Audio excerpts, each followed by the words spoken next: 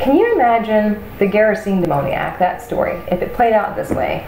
So Jesus goes to the tombs, and this is such a good metaphor for prisons today. And there's a man in the tombs who has caused so much pain and so much trouble in the village. He's now exiled to the tombs. He's completely out of his mind. He breaks his chains. He cuts himself. He self-mutilates. He's caused nothing but harm. He's incredibly broken. Jesus heals him. And he's afraid, right? The guy who he heals isn't like, great, I'm going to go home. It's like, oh God, Jesus, you don't get it. You know, can I go with you because I don't want to go back to these people? No, you're okay. You know, you're healed. Be reconciled. Go back.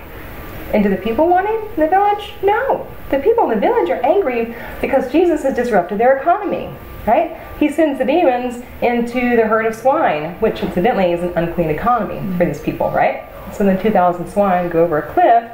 That disrupts the economy. What are you doing? This guy's healed.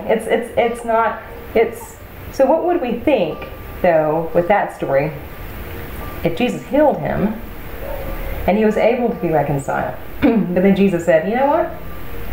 You aren't the person you were when you came into the tombs, and you've been healed, and you could go home.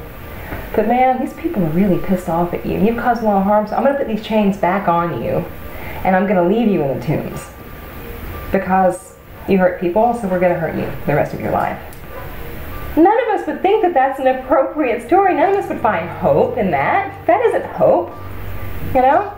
But that's exactly what we do.